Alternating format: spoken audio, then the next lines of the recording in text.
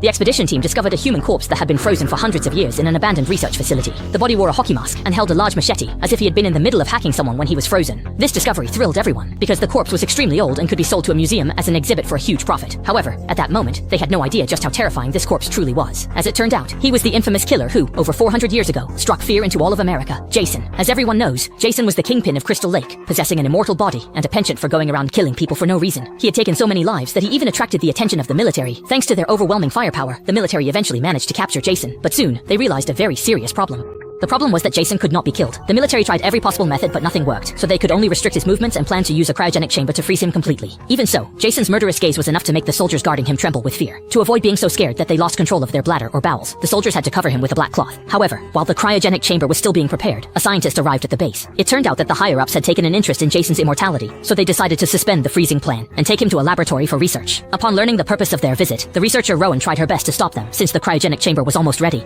The only wise course of action was to freeze him. If he escaped again, the consequences would be dire. But the scientist was authorized. Ignoring Rowan's warnings, they entered to take Jason. But lifting the cloth from Jason's head, they found the guard tied up instead. Before anyone reacted, Jason, already free, attacked from shadows. Bullets were useless against him. Several soldiers were killed in an instant, and the scientist fled in terror, only to be struck down by a steel pipe that claimed his life. Hearing the commotion, Rowan cautiously came to investigate, but in the next second, the steel door was rammed.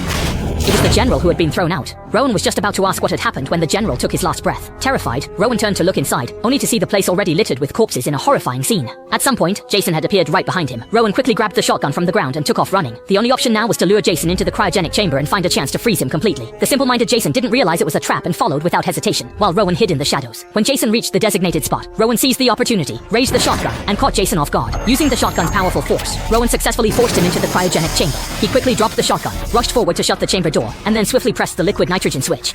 The ultra-cold liquid nitrogen gas sprayed out instantly, and Jason would soon be frozen. Rowan's plan had succeeded. Rowan finally breathed a sigh of relief and was about to check the situation inside, but Jason stabbed him through several meters of steel, injuring him. The liquid nitrogen in the cryogenic chamber immediately leaked, triggering the room's safety system and causing the entire cryogenic room to be completely sealed off. Wounded, Rowan was unable to move and could only, in despair, be frozen here together with Jason. In the blink of an eye, more than 400 years passed. The harsh environment of Earth was no longer suitable for human habitation, but human technology had advanced by leaps and bounds, making interstellar colonization possible. An expedition team returned to Earth.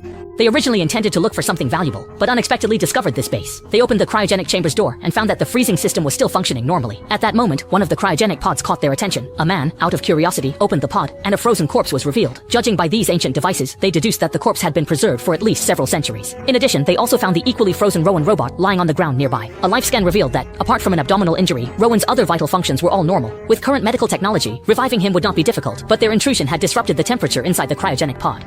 This caused his body to begin decaying rapidly, so they had to return to the ship immediately for surgery. The group quickly got up and packed both Rowan and Jason's bodies to take with them. They piloted the landing craft back to the ship, unaware that this would mark the beginning of their nightmare. Both bodies were immediately sent to the operating room. Using advanced future technology, they first scanned Jason's body. His bodily functions had already severely deteriorated, so it seemed he could only serve as a specimen to be sold to a museum. However, some of Rowan's body cells were still alive, and with current nano-regeneration technology, they would be able to perfectly repair his necrotic cells and bring him back to life. Soon, as the equipment was activated, a large number of nanobots instantly covered Rowan's entire body.